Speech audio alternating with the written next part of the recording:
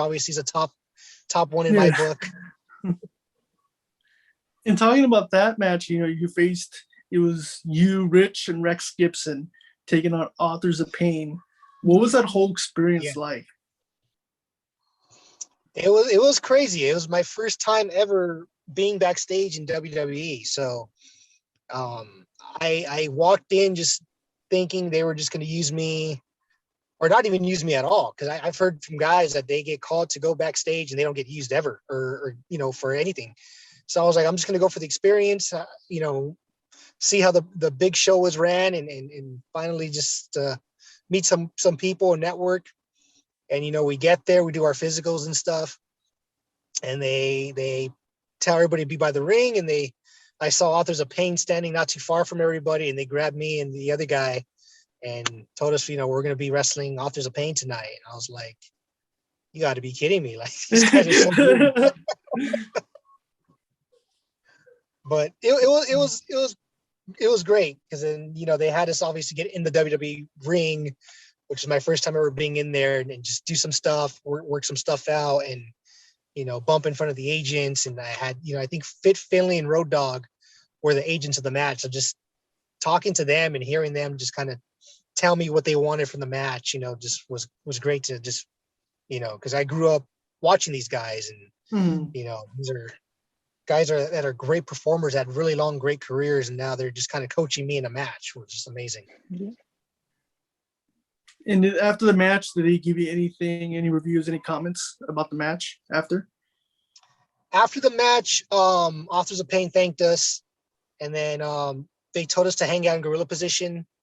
They said, just out of respect, just hang out here. Don't just leave right away. So we did.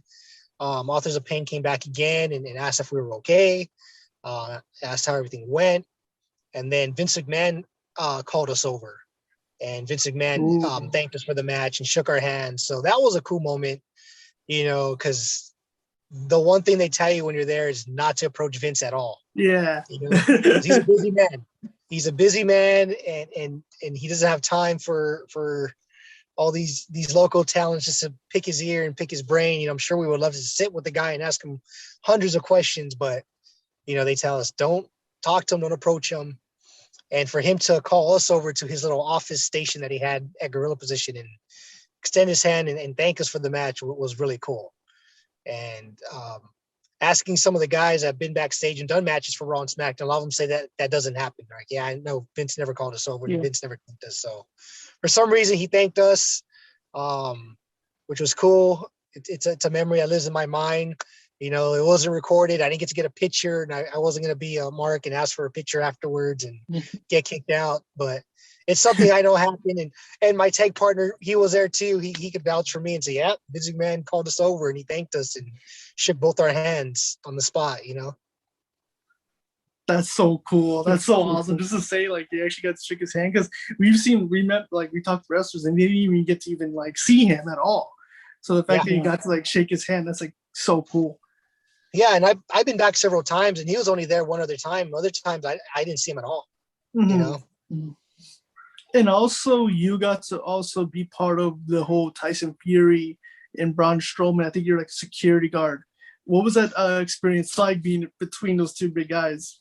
That was the second time I saw Mr. McMahon. He was there, and he was pretty much producing the segment. So that's another thing I could say. I was in a segment produced by Vince McMahon himself. That's awesome. He was coaching us, telling us what he wanted. But that was cool. I remember I wanted to be on Braun Strowman's side because I knew they were going to knock us all down. And I was like, I do not want to get punched by Tyson Fury. I mean, big fan of his. He was super cool, nice to everybody. But I'm like, if these guys are throwing punches, I do not want to get punched by Tyson Fury. Not that Braun Strowman punch wouldn't hurt, but So that was a lot of fun, and there was a lot of us there. It just made the whole experience so much better. Just guys that I shared locker rooms with in these companies around California. All of a sudden, we're in Bakersfield at the sports arena there, in one of the nicest arenas I've ever been to, and we're all there just enjoying the experience together. So that was fun. That's awesome. And yeah, like you're right, because like I wouldn't want to be punched by Fury, especially like I don't really think he had like a lot of training. So like the only way he knows how to throw a punch is the only way, which is the it's going to be a real punch. Yeah, yeah. he might knock you out. Oh, absolutely. I would not want to be on the opposite side of that. But also like what other stuff did you get to do for the day? Was there what else? Because I know you're in the conga line, right? I was in the conga line with No Way Jose. We had a fun little spot there. I also got to be an EMT when Randy Orton attacked Matt Hardy. But that was I went up during commercial, but I guess it was exclusive for like the WWE network at the time. So I woke up to a lot of messages and pictures of people that saw the spot of me going out and helping Matt Hardy to the back. So that was cool. I almost had a match with the Viking Raiders one time on Raw too, but I ended up getting pulled from the match, so that was kind of a bummer. But they also cut the time on that match too, so I wasn't too bummed. They told us we were going to go 3 minutes with entrances in the match, and then all of a sudden they tell us, 90 seconds now. And then right after that time got cut, I got pulled from the match. So it is what it is, And then like